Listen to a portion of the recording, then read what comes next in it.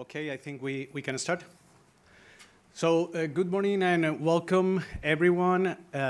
It's so good to see a full house here with us today. Also, we want to thanks and to welcome those people that are joining us online. I'm Jose Luis de Haro with the Communications Department at the IMF. And we are here today for the introduction and the launch of the latest edition of the World Economic Outlook. If you haven't had access to the flagship yet, I would recommend you to visit our website, imf.org. There you will be able to get the latest document, the full document, but also other assets like the blog authored by Pierre-Olivier and the data that it's underlying some of the charts and tables of the wheel. And I think that this is going to be very helpful for your reporting. Here with us today are Pierre-Olivier Gourinchas. He's the Economic Counselor and the Director of the Research Department. Also with us today, Petya Koeva Brooks. She's the Deputy Director of the Research Department. And Daniel Leigh, he's a Division Chief, also at the Research Department. Pierre-Olivier is going to start with some opening remarks, and then we will proceed to take your questions. I want to reiterate that we will be also taking questions from those reporters that are joining us online. And I want to remind everyone that there's simultaneous interpretation for the press conference, that it's on the record.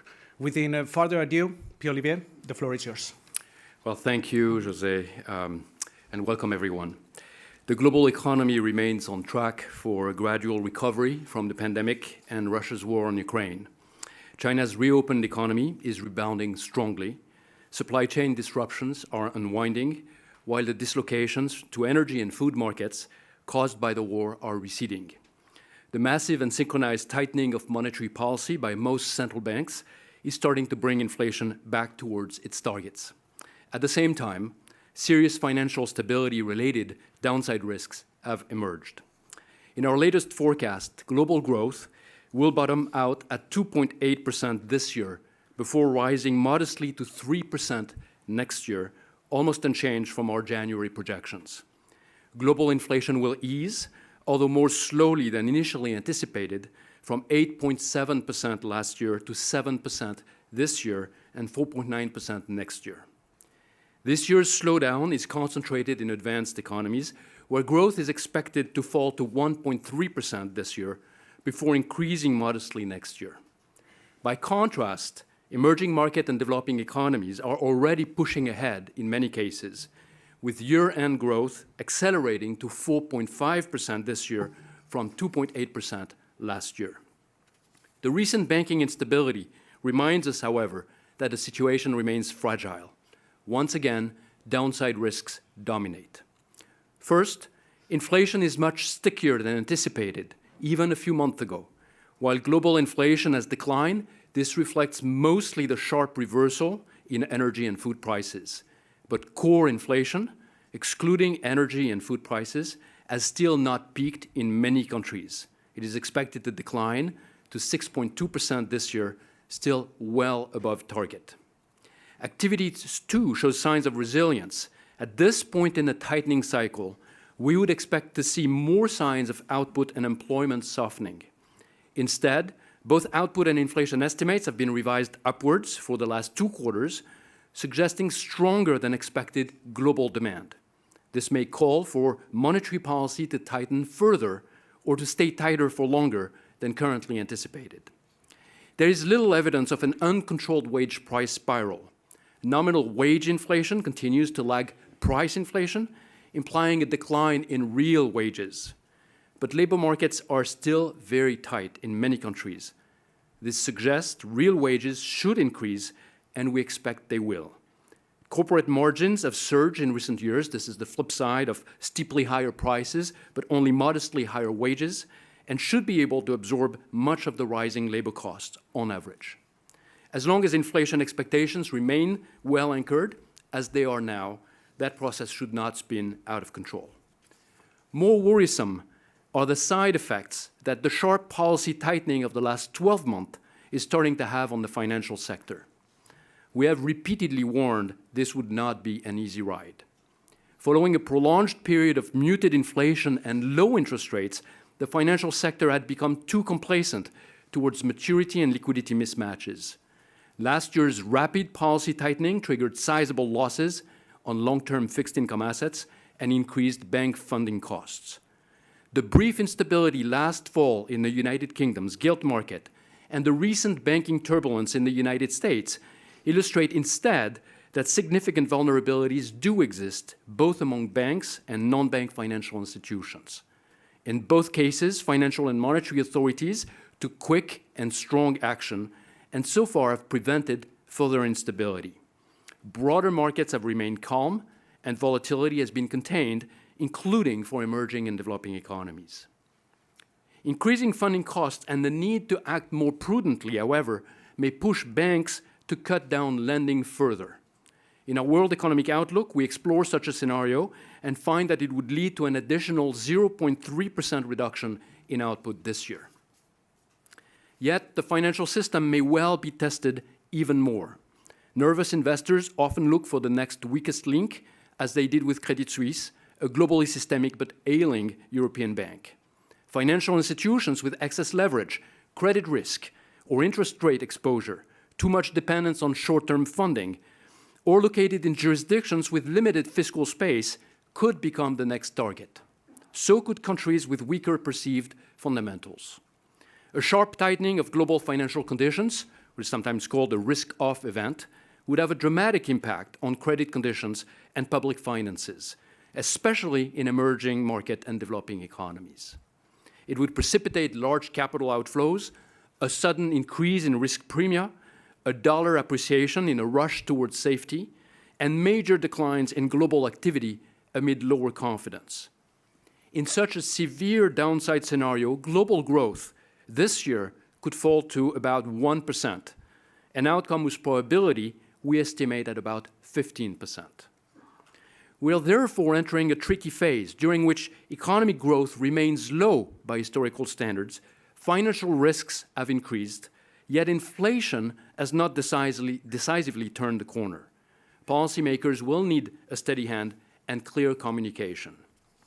First, with financial instability contained, monetary policy should remain focused on bringing inflation down, but stand ready to adjust promptly as financial developments might demand. A silver lining is that the contraction in bank lending could partially mitigate the need for further monetary policy tightening. But any expectation that central banks will prematurely surrender the inflation fight would have the opposite effect, lowering yields, supporting activity beyond what is warranted, and ultimately complicating the task of central banks. Fiscal policy can also play an active role. By cooling off economic activity, a tighter fiscal policy would support monetary objectives. Appropriately designed fiscal consolidations can help rebuild much-needed fiscal buffers and help strengthen financial stability, something that we explore in Chapter 3 of our World Economic Outlook. While fiscal policy is turning less expansionary in many countries this year, more could be done to regain fiscal space. Regulators and supervisors should strengthen oversight to ensure any remaining financial fragilities don't morph into a full-blown financial crisis. For emerging market and developing economies, this also means ensuring proper access to the global financial safety net, including the IMF's precautionary arrangements, access to central bank swap lines where relevant, and foreign exchange reserves. Exchange rates should be allowed to adjust as much as possible, unless doing so raises financial stability risks or threatens price stability, in line with our integrated policy framework. Our latest projections also indicate an overall slowdown in medium-term growth forecasts. 5-year ahead growth projections declined steadily from 4.9% in 2011 to 3% this year. Some of this decline is predictable. Growth slows as countries converge. But some of the more recent slowdown may also reflect more ominous forces: the scarring impact of the pandemic, a slower pace of structural reforms, as well as the rising and increasingly real threat of geoeconomic fragmentation, leading to more trade tensions, less direct investment, and a slower pace of technology adoption and innovation across fragmented blocs. Fragmented world is unlikely to achieve progress for all or to successfully tackle global challenges, such as climate change or pandemic preparedness. We must avoid that path at all costs. Thank you. Thank you, Pierre-Olivier. And before we open the floor to your questions, just some ground rules. If you want to ask a question, raise your hand. Wait till I call on you. And if I do, please identify yourself and the media outlet you represent. And try to stick to just one question. There's a full room, and we want to answer as many questions as we can. And also, I want to remind that Pierre-Olivier, Petya, and Daniel are going to be able to answer questions on regions and country-specific questions related to the outlook only. Then later this week, we will have regional press briefings where other issues when it comes to regions and countries can be tackled. So with this said, I think that we're going to start here on the right with David Loder, Reuters.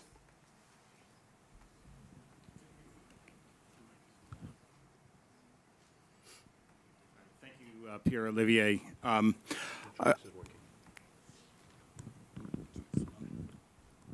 Hi, thank you, Pierre-Olivier. You mentioned a lot about the financial risks that we're facing, and the WEO itself goes into sort of two separate scenarios, sort of a milder downside scenario and then a really bad one that's more of a financial crisis. I'm just wondering if you can sort of tell us just how likely we are to see these events happening, given the heightened sensitivity that markets now have to stress in the banking system and the non-bank system, and then what effects you might see once we have that on emerging markets, particularly. How bad will it get for them? Thank you. Well, so we do explore, as you point out, in our report, both we have a baseline scenario, then we have a plausible alternative scenario where we take into account the contraction in bank lending that could be coming as a consequence of the financial turbulence we had in the last month. And then we have a more extreme scenario where we try to quantify what would be the effect of a full risk-off event with a large impact, especially on emerging market and developing economies.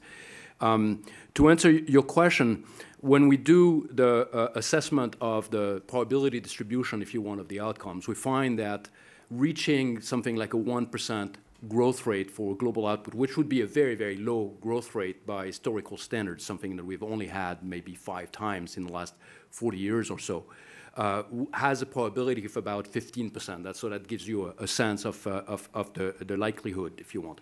But more broadly, the point I want to make here is that we've had some turbulence in the last month, and authorities have responded very strongly, very forcefully. Some lessons have clearly been learned from the global financial crisis. And also, we should point out that the banking system in particular is in much better health overall, even if there are pockets of instability, than it was 15 years ago. So all of these are good things, and they've been useful in helping to contain the risks that we are facing. But we do recognize that there is a certain amount of nervousness in the markets right now, that there are maybe some lurking vulnerabilities, and this is why it's very important at this point for financial supervisors, regulators, authorities to really go and look very carefully at those pockets of vulnerability that might still exist, whether in the banking sector, in the non-bank financial institutions, and more broadly. Okay, let's move to this side. First row, FT.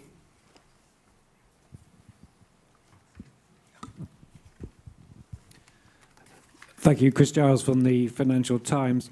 You recommend to policymakers that they should stay the course on monetary policy and fiscal policy unless things get really bad. Can you define what really bad is, and how close did we get in early March?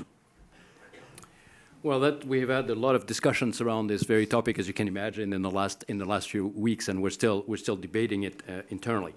I think the way I would articulate it, and the way we articulate it in our World Economic Outlook, is that our assessment at this point is that the financial risks appear reasonably well contained. And given that they're reasonably well contained, it makes sense for monetary policy to stay focused on its price stability objectives. And financial instability that emerges, whether it's an individual bank or individual financial institutions, can be addressed with financial policies, liquidity facilities or interventions. For instance, in the US, we had the deposit insurance coming in. And that allows monetary policy to remain focused on the price stability objective. If we were to find ourselves, and let me be very clear, we are not in this situation. If we were to find ourselves in a situation of systemic financial crisis, maybe even beyond the adverse scenario that I described to you a minute ago, then it's very clear that objectives of financial stability would take precedence over price stability in the near term. It doesn't mean that you would abandon any nominal anchor, but it means that in the near term, you would have to put financial stability first.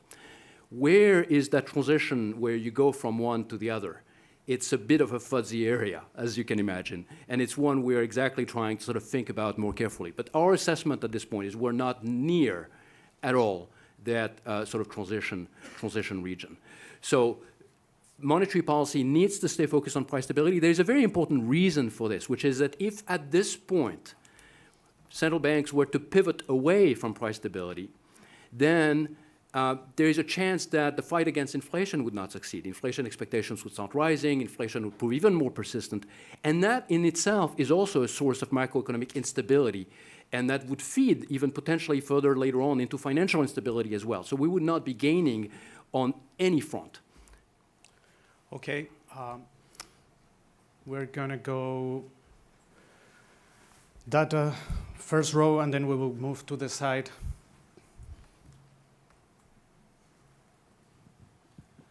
Good morning, Igor Naimushin, RIA Novosti. So the question is about Russia. IMF has raised the estimated growth for Russian economy this year and adjusted it for 2024, although it is still expected to grow 1.3%. So simultaneously, IMF sees a doubling-digit shrink in oil prices this year and still sound correction in 2024 for 5.8%. So in this case, what are the driving factors for the Russian economy to grow for these 2 years? Thank you.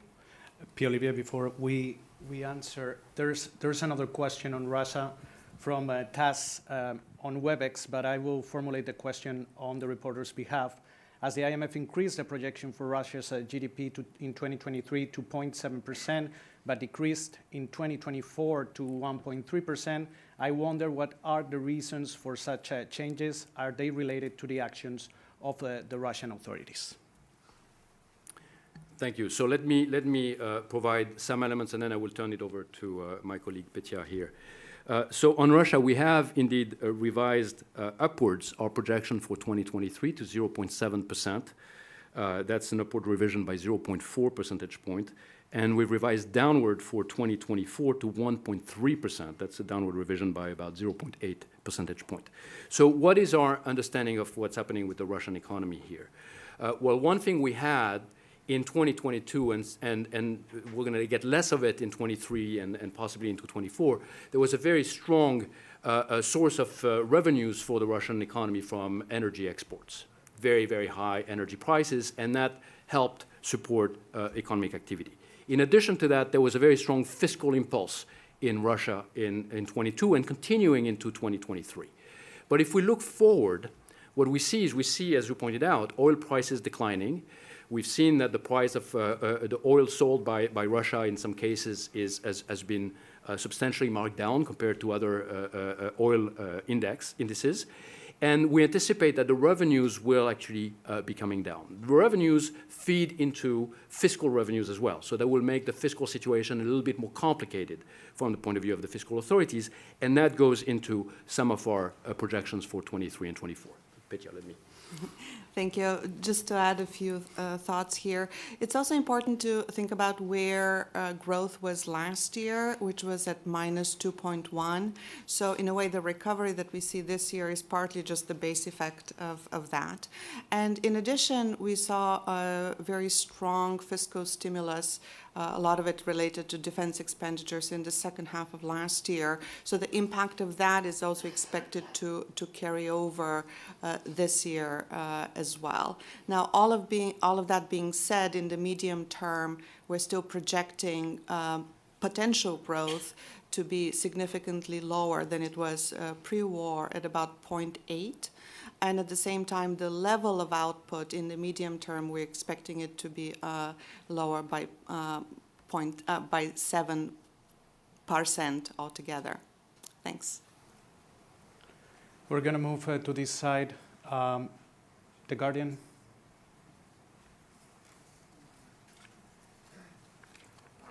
Of The Guardian. You say in the WEO that you see no signs of a wage price spiral, but what we are seeing are widening corporate profit margins. So is that IMF speak for greedflation on the part of the corporate sector, which is using higher inflation as an excuse to drive through higher prices and gouge their customers?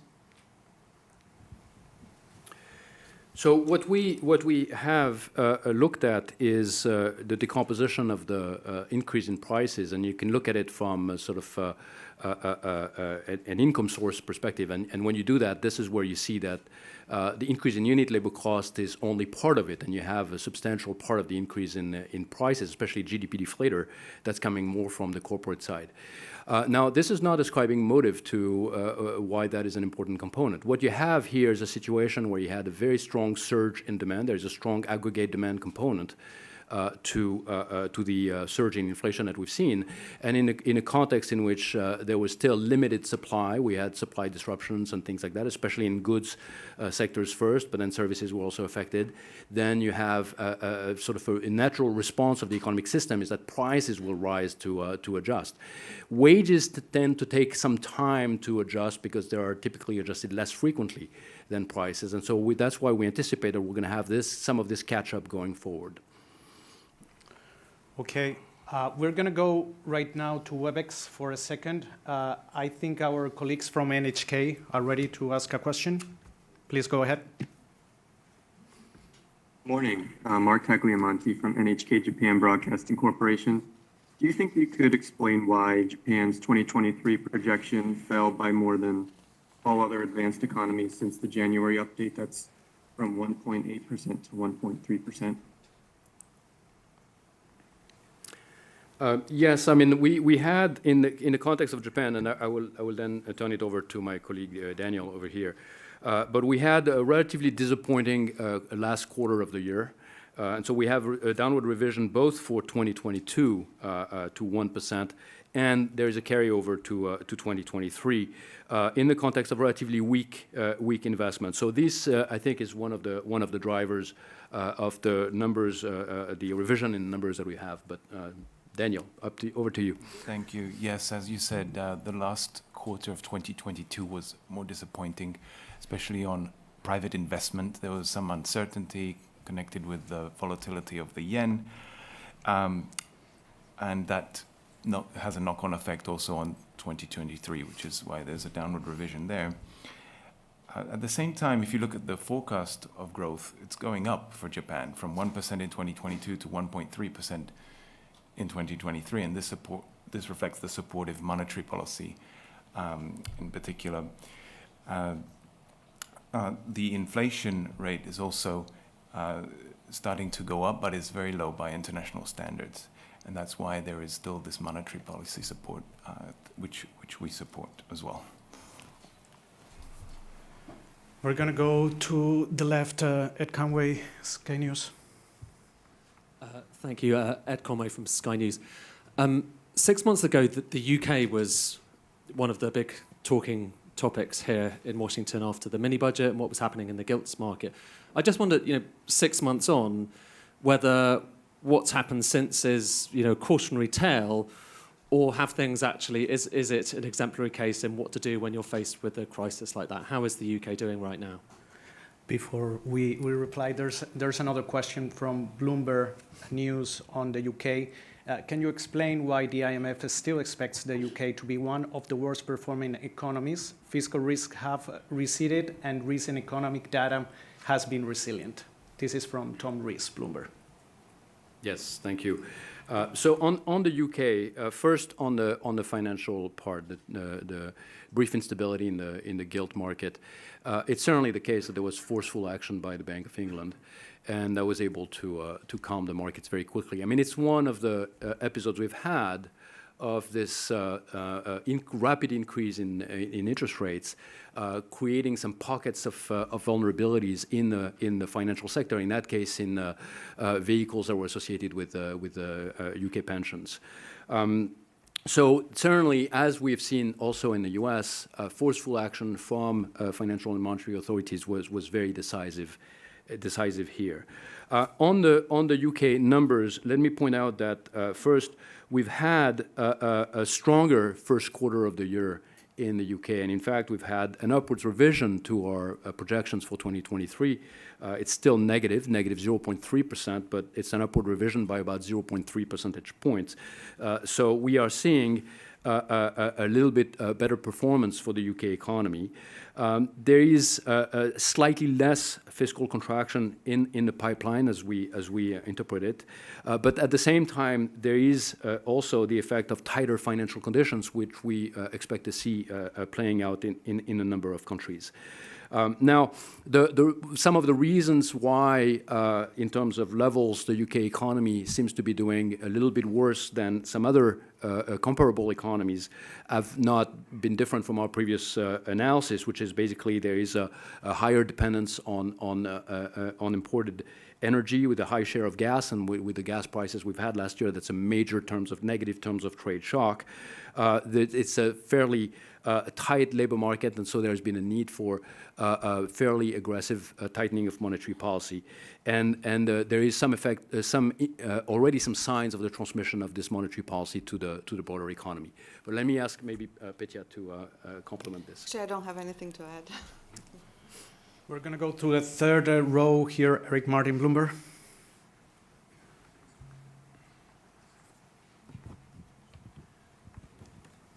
Yes, thank you very much.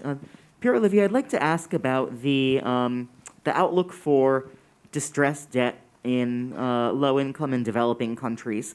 We've seen a growing need for and growing demand for IMF financing, IMF assistance. And I wanted to ask about the vulnerabilities there in an environment of high and rising interest rates, whether the IMF has quantified in terms of the amount of support that will be necessary or the amount of debt coming due, and if you could speak to the potential spillover effects there. Are we at the cusp of a potential broader crisis in developing and emerging markets? Yes, well, Eric, you're absolutely right to point out that there are a number of countries out there who are facing very, very severe and difficult situations, especially when it comes to sovereign debt. That's something that has started already last year when we had the strengthening of the U.S. dollar. That was associated also with lots of movements in capital flows and an increase in spreads. That was not uniform. It's not been a broad sell-off of emerging and low-income countries, but it's been quite differentiated, but with some countries facing a very difficult situation. And so we're estimating that at this point we have about still 60% of low-income countries that are in debt distress or a high risk of debt distress, and about 25% of emerging market economies are also at high risk and facing sort of default-like type of spreads. And so that's a situation that requires action, of course. There is limited, in some cases, there are limited levers at the level of the countries because they have, by definition, they have almost no fiscal space. And so some of these require starting discussions with creditors, maybe to think about how to reprofile or how to adjust the debt trajectory going forward. Of course, the fund is involved in many of these discussions, and we have various vehicles to try to facilitate these kinds of discussions. For instance, the common framework, which has been in place since 2020, has not yet been widely adopted or widely helpful, but that's already starting to bear fruit. I mean, we've had one case that was completed under the common framework, that was Chad, and then we have discussions that are underway, taking quite a bit of time, but there is some progress in the case of Zambia, and then there is Ethiopia and Ghana that are also under discussions under the common framework. I'm going to take the first row here, and then I'm going to move to this side of the room. Thank you. Sriram Lakshman from The Hindu. My question is about India. The growth rate for fiscal year 2024 has been down revised by 0.5 percentage points to 6.3%. So I was just wondering if you could comment on the reasons for this and more generally, the overall outlook for the economy. And also, if this is something you can answer here, the job situation, the medium-term employment and job situation and outlook for that country. Thank you. Thank you. Yes, we have a growth rate for India, which is 6.8 in 2022. Let's not forget, this is one of the bright spots in the global economy right now, such a high growth rate. And it is moderating down to 5.9 with a minus 0.2 revision compared to January. What's happening here is also a set of historical revisions. We realized that 2020, 2021 has been actually a lot better than we thought. And so actually there's less room for catching up. And that pent-up demand, which from consumption that was informing our previous forecast is therefore going to be less because they've already had more catching up before. So that's why there's the downward revision this year. Then we go up to 6.3 next year. Again, a very strong economy, which is necessary to allow India to continue to converge towards higher living standards and create those jobs that are necessary. Rafa Matus, La Nación. And I have also questions on Argentina, if you're going to ask on Argentina. Thank you. I have a question, yes, on Argentina. You're projecting a modest uptick in GDP of 0.2% and a drop in inflation to 88% annual by the end of the year. This goes up on the opposite direction of private projections in Argentina. We are seeing inflation going up, and they're seeing a recession, amidst the historic drought. Why are you seeing inflation going down this year in Argentina? Thanks. Well, let me say a few. Oh, you have. Yeah, I have a few questions still in Argentina, but on the same kind of line of questioning. From Infobae, I would like to know your opinion about the situation of the high inflation, low level of international reserves, and the multiple exchange rates in Argentina. And from Clarín, a question about Argentina: why is the IMF downsizing the GDP projections from 2023? And what Argentina should do in order to grow? So let me say a few things, and then I'll ask Petya to provide additional details. First, on Argentina, the reason for the large downward revision of output for 2023 is very, very clear. It's the drought. It's a massive drought, and it's having a huge impact on the economy. It's expected to be transitory, so we're revising downward Argentina's growth rates for 2023, but 2024 is expected to be at 2%, which is sort of more or less on average. On the inflation front, we had seen some progress, but of course, the recent economic challenges have actually led us to revise upwards our inflation numbers for Argentina. So yes, it's 88%, but it's up from before that. In January, we're expecting to be coming down to 60%. So it's coming down a lot less. But let me turn it over to Petya.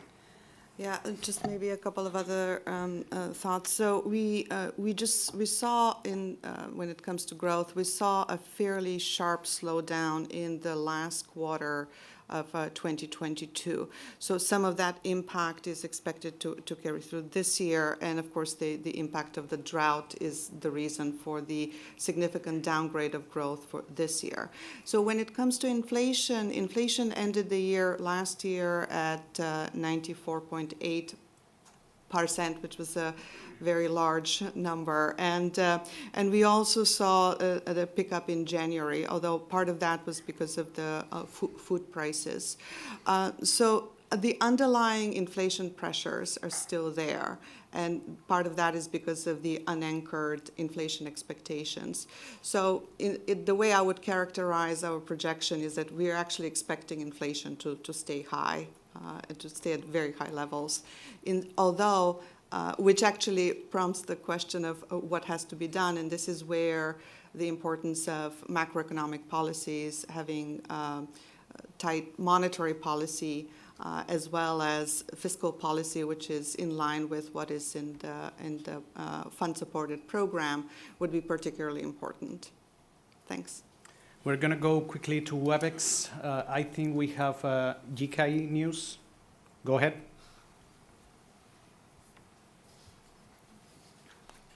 We cannot hear you. Okay, so we're going to continue here in the front.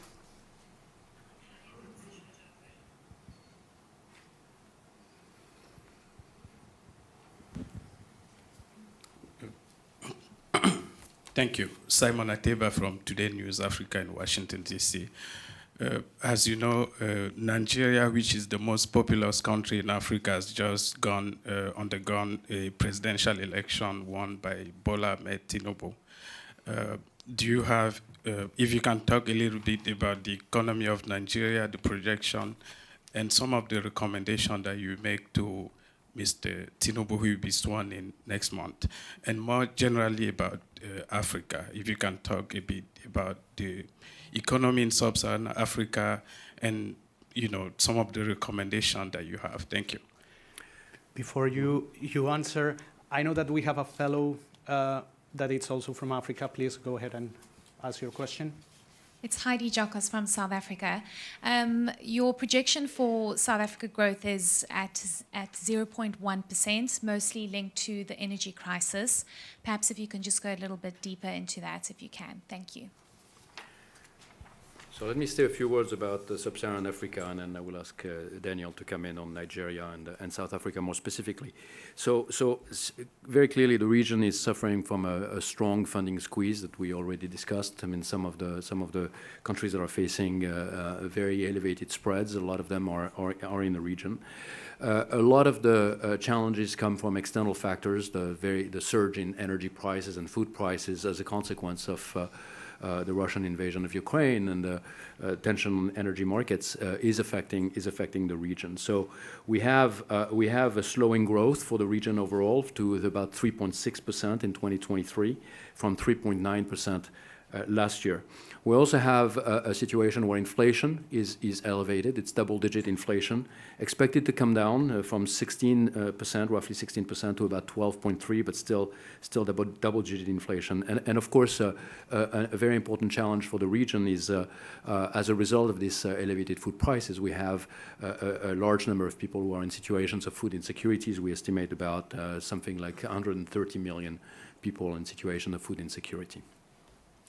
Daniel. Thank you. For Nigeria, our forecast is one of the most stable ones. For this year, we have a slight increase. We have 3.3% in 2022. That's an upward revision. And for 2023, about the same, 3.23% in 2024. So this is an economy with very high inflation as well. And this is why we have a forecast of about 20% for 2023. And one of our main recommendations is to tighten the monetary policy to ensure that this inflation comes down towards the more target levels. So that's for Nigeria. For South Africa, this is an economy where we have a sharp slowdown to about 0.1% growth this year. That's a minus 1.1 percentage point revision, and this mainly reflects the much more severe than expected outages in the energy sector, especially in the last quarter of 2022. But next year we expect more power to come online and the growth to recover to 1.8%. More renewable power in particular should be connected. On the inflation front, the inflation is forecasted to come down to inside the target range of the South Africa Reserve Bank, 5.8% in 2023, and then continue coming down 4.8%. So we did welcome the recent increase in interest rates to 7.75%. That is why we expect inflation to converge to the target. Okay, we're running out of time. We're going to go back to WebEx and then go back to the room. So GK News, if viewers there, please go ahead. Yes, thank you. So I had a question on China. Could you elaborate more on China's rebound on its role in this rocky global recovery in a world, as you mentioned, that the rising threat of geoeconomic fragmentation leading to more trade tensions? Thank you. So on China, we have, of course, this is one of the bright news for 2023. The rapid reopening of the economy is leading to a strong rebound. So we're projecting 5.2% growth in 2023. That's up from 3% last year. So very clearly, very significant effect. And of course, given the size of the Chinese economy, that's a key contributor to global growth in the coming year. There is still some slack in the Chinese economy, so inflation pressures remain quite modest, and we anticipate that there will be mostly around 2% this year and next year, increasing a little bit, maybe next year 2.2%. One of the risks looking ahead for the Chinese economy is, of course, the property sector. There's been some concerns already expressed, last year in terms of the extent to which the property sector might weigh down on growth, given the weakness we see there. And there are a number of measures that have been implemented, but more could be done to make sure that this sector stops contracting and doesn't drag down growth in China going ahead. There is also some discussion about the extent to which the Chinese reopening leads to a surge in consumption. So far, that seems to be there, but it's not maybe as strong as we've seen in other countries, so there still may be a little bit of a prudent behavior on the part of households and consumption. But this is certainly something that is contributing overall. The reopening is contributing to global growth with positive spillovers. Daniel, anything to add on China? Only about those spillovers that so far in the region we haven't seen as big an impact as we might have expected in the past from such a strong Chinese rebound. And one of the reasons that this is a growth rebound that is more concentrated in the domestic services than in the past, where it was more investment-led. And so that has a smaller impact. And also our medium-term forecast for China is moderating. So that also means less positive spillovers to other countries around the world. Okay, we're going to go for the last question. We're going to go here in the front row.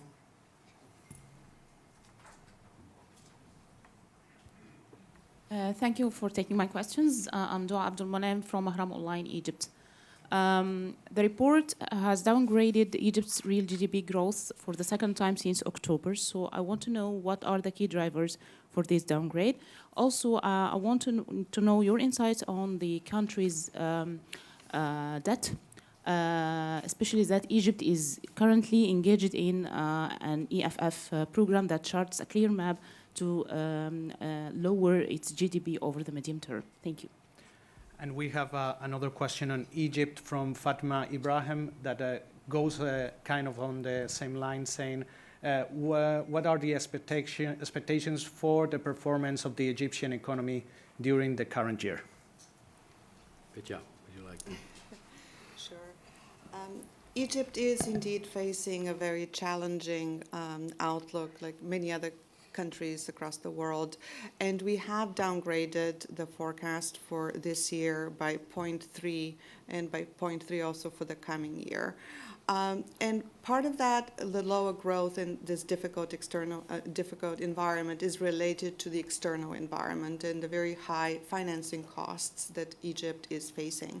At the same time, we've also seen the depreciation of the currency and its impact on the economy, as well as the continued backlog of imports, as well as rationing of FX. So all of these factors have lowered business and consumer confidence, and that is what is underpinning this lower growth this year and next. All of that being said, we're still talking about growth being at 3.7 this year and 5 in 2024. And when it comes to the engagement on policies, as you know, indeed, Egypt is being supported by a fund program, and there is preparation right now for the first review of the EFF. Thank you. Okay, so in the name of Pierre-Olivier, Petya, and Daniel, and the research department and the communications department, I want to thank you everyone for attending this press briefing. I want to remind you that the next press briefing is going to be at 10:30 a.m. for the launch of the Global Financial Stability Report. Then tomorrow we will be launching the Fiscal Monitor early in the morning. And as I said, later on the week, we will have all those regional press briefings. So thank you very much for attending. If you have any other questions or comments, send them my way to media@imf.org. Thank you very much. Thank you.